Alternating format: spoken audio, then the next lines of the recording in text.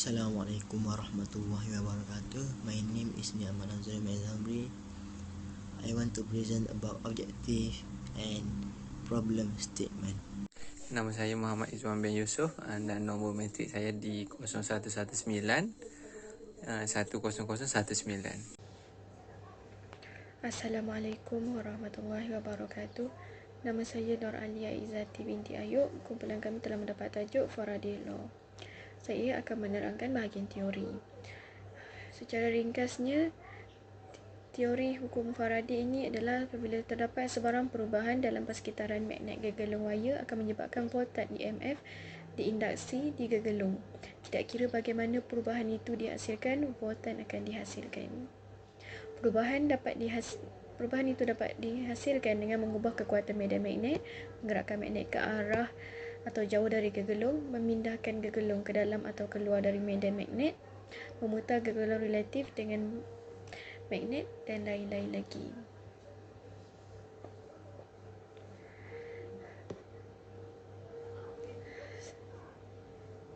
Seterusnya, terdapat 3 faktor berbeza.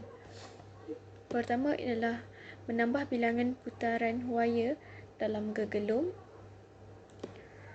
Kedua, meningkatkan kelajuan pergerakan relatif antara gegelung dan magnet. Ketiga, meningkatkan kekuatan medan magnet. Itu semua adalah 3 faktor di mana kita dapat tahu berapa banyak voltage EMF yang dapat dimasukkan ke dalam gegelung dengan hanya menggunakan daya tarikan. Okey. Objective. First objective is complete this mini project and to explain about the Faraday law. Faraday law is a phenomenon magnetic flux through a conductor coil is altered. There are many formulas used in this law. For example, alpha t theta equal negative V, alpha t beta, where E is the electric field and B is the magnetic field. And for the last of these tasks is for you to produce time varying magnetic field in a region and to observe the induced EMF that is produced in such a coil. By making careful measurement of this induced field as well as the time changing magnetic field producing them, we will be able to verify Faraday law. Problem statement. If a pair of wires are set parallel to one another, it is possible for a changing current in one of the wires to induce an EMF pulse in the neighboring wire. This can be a problem when the current flowing in neighboring wires represent digital data. Ultimately, this effect can limit the rate at which data can be reliably sent in this main.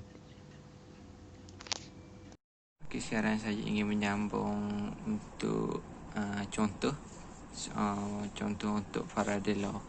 Okay, di sini kita boleh lihat beberapa nilai yang diberikan di dalam contoh tersebut. Okay, dan di bawah ini kita boleh lihat terdapat 3 rumus yang digunakan untuk menyelesaikan soalan ini. Okay, dan di bawah ini pula kat solution kita boleh lihat yang mana dia menggabungkan dua formula tersebut untuk menyelesaikan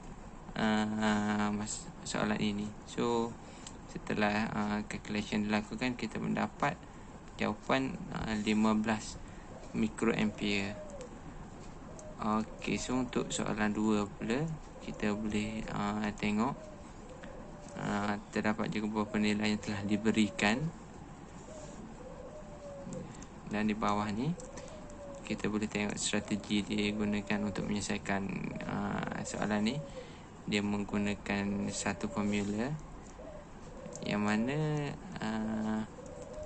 apabila dia memasukkan nilai-nilai tersebut, so untuk final kita punya result kita mendapat 25 miliampere. Okey, itu sahaja daripada saya.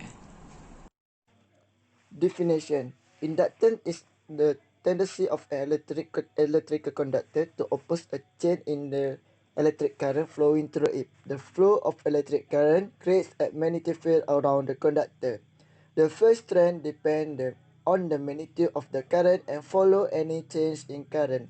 From Faraday's law of induction, any change in magnetic field through a circuit inducts electric magnetic force EMF voltage in the conductor, a process known as electromagnetic induction. Conclusion. In my conclusion, CF brings bar magnetic toward the conducting loop. The strength of magnetic field increase, but does this mean that induced EMF depend on strength of magnetic field alone? Because we saw in experiment that when the bar magnet is held stationary near the loop, no current flow through the loop. Thus, the induced EMF does not only depend on the strength of magnetic field.